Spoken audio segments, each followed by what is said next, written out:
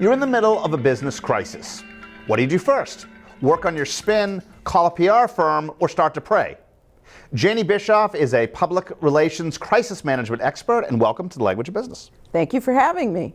Well, we need a lot of information. So as much information as we can get. So we start asking a ton of questions in order to understand everything that's happened. And clients very often will just focus on one thing, but there are usually multiple dimensions to a crisis. And we have to get all that information very quickly. How quickly do you have to act? Immediately. In today's world, we have no time. Everything gets picked up on social media almost immediately. And as a result, you have to be prepared ahead of time. Is this true for small companies as well as big companies?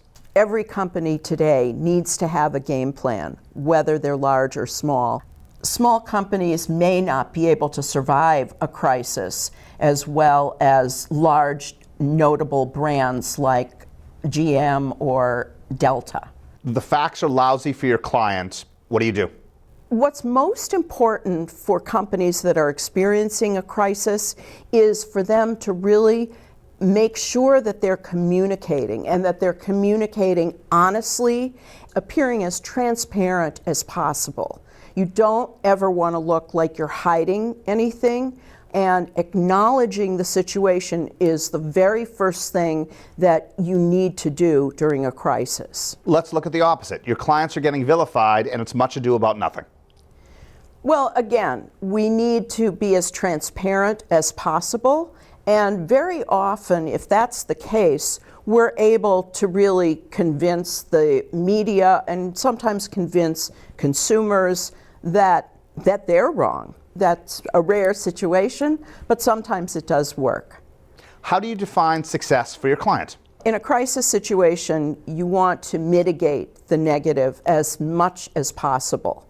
So we really want to make sure that we are putting out as much information as we possibly can and showing that the company is empathetic, or that the individual in charge, the leaders, are empathetic.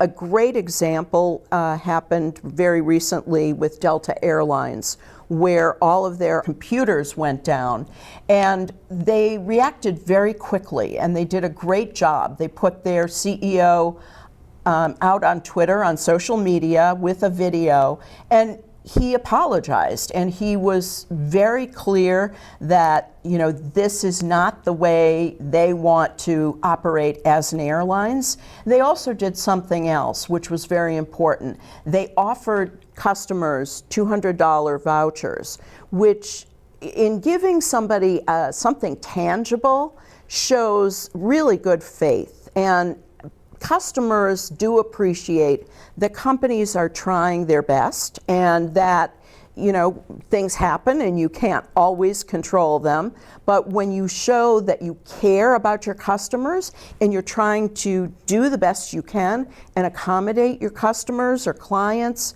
it really goes a long way towards the public's perception. But is $200 going to be enough of a consolation when your once-in-a-lifetime vacation got canceled?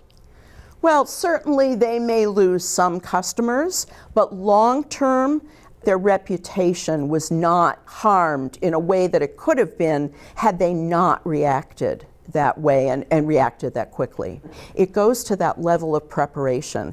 Every company really needs to be prepared and have a game plan.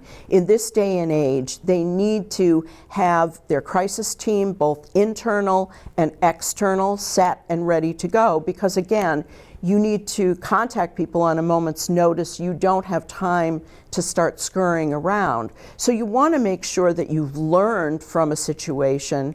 And also, if it was an operational issue, you want to make sure that the company has learned what they should do better on the operations side, or other aspects of their performance. Janey, thank you. Certainly, my pleasure. Thank you. Janey Bishoff, crisis management PR expert.